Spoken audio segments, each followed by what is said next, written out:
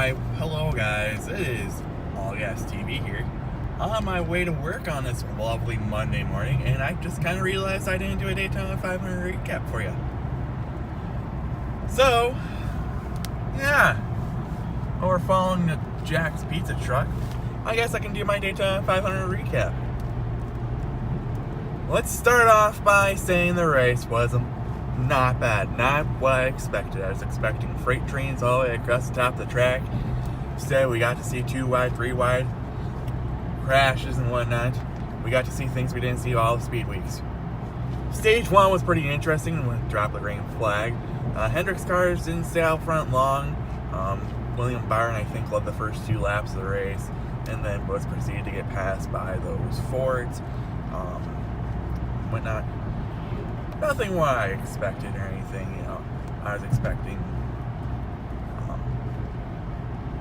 maybe for them to lead the first 20 laps in a freight train type of aspect, but when I saw 2 wide racing most of the first stage, it was interesting. I do believe there was a caution that came out on the first stage for Kurt Busch getting wrecked by...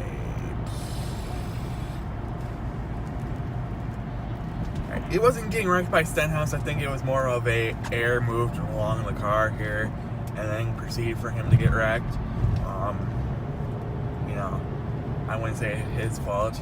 I wouldn't say he came down or anything. I think Stenhouse side drafted him. It's something we've seen a lot this past weekend, and the week before.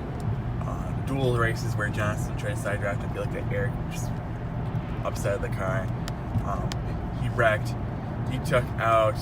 McMurray got damaged in that crash, Tyler Reddick got damaged in that crash, and Bubba Wallace sustained damage for him to not finish the race. But not just stage 1. Only 1 caution, not bad. Your stage 1 winner was Kyle Busch, which was a huge surprise. I was thinking the Fords were going to dominate all the way up to the last stage, but I was wrong. Stage 2 was really interesting as there was I can say, new driver leading the race. Matt Benedetto in at number 95. He led 49 laps in this 500. He led most of stage 2 and whatnot. And it got interesting because it came down to lapping cars in stage 2, towards the end of stage 2. The leaders, they didn't pit. The first 6 cars didn't pit at all during that time. And they were able to catch up to the rear end of the cars that did pit. They were racing 2 wide and whatnot, and it got real interesting as they were starting to lap those cars who pitted. Very surprising move. You think those cars who got down pit road took 2 tires, fuel, when I were able to get around the track and pass these guys. Nope, hell no, nope. Very surprising. So stage number 2 ends with Kyle Busch winning it. Matt Benedetto, I want to say, finished 2nd or 3rd. He did a pretty good job in this year's 500. Now let's continue on into the race here. We're starting stage number 3. The first part of stage 3 was calm. You have a wreck, I think about 50 to go, 45 to go or something. When the Rick Ware racing cars entering pit road both spin, Johnson gets hit. His left rear of the car, where the fuel hits up into the car, was damaged. Stenhouse got spun. It was just carnage going on to pit road, and it was just like, what the fuck? Very interesting. That was the first caution of the race. That was very surprising. Whatnot. And the first caution of the race where things started to get interesting.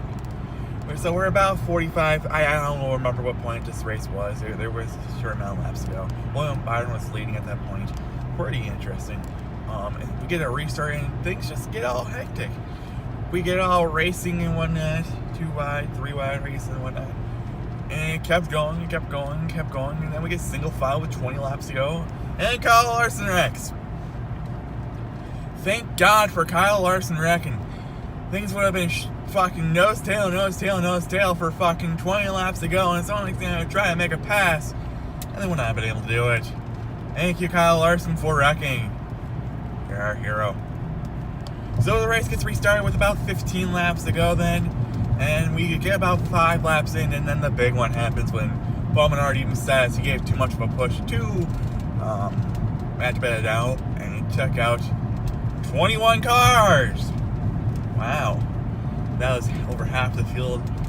We had about, I would say 15 cars that made it through.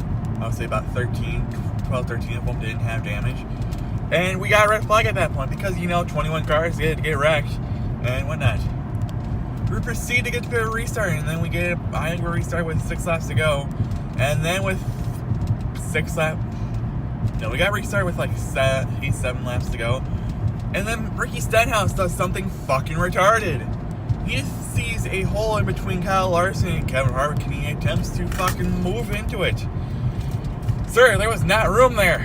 Holy fuck.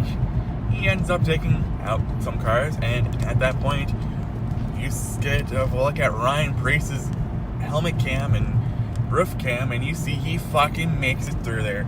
Holy fuck. People are thinking on his spotter, he's telling him, check up, go low. He fucking floors it through there, gets through the wreck. He's one of like 6 cars without damage left on the track. And we get another red. No, we didn't get another red. Did we get another red flag there? I don't think we got another red flag there. I think we were able to get the track cleaned up and whatnot.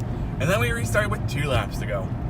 We get half a fucking lap, and Clint Boyer thought he was clear and tried to move in front of Matt Benedetto, and then he wrecks, takes out William Byron, takes out half the field that's remaining, and then we get our second red flag.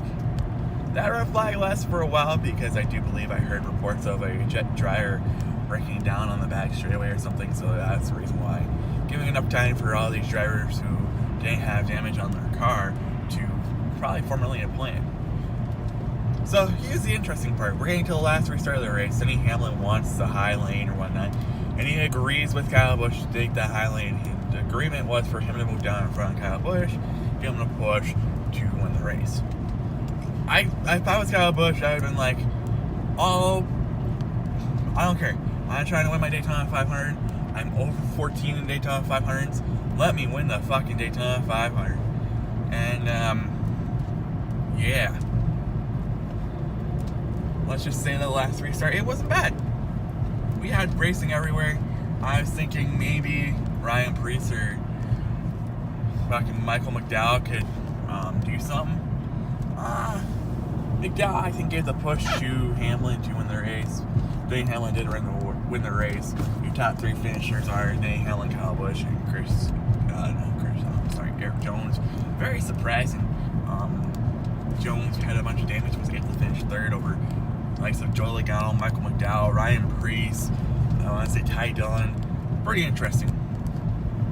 Some very interesting names to get into the top 10. Like I said, Ryan Preece, Michael McDowell, Ty Dillon, Ross Chastain, I think, finished 9th or 10th. Good for him. Good finish for him. Coming off of all these, all the shit he's gone through the past couple of months. Overall, I would give this a pretty good rating. I want to say it's like a top 7, 8 Daytona 500s that I've seen. I mean, nothing can match 07. 07 is the best one I've seen in years. I mean, great racing all the way around and whatnot. But I thought this weekend was going to be ruined because of the amount of freight train racing we saw. But instead, I feel like it's because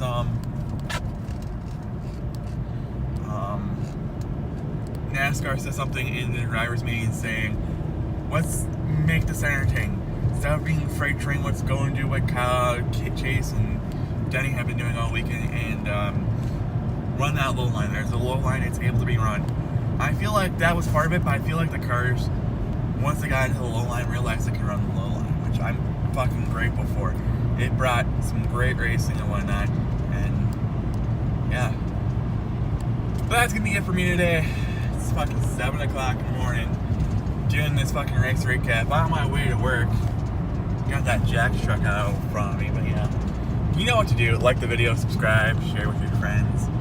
I'll see you guys next time for the next race recap preview here this week on Atlanta.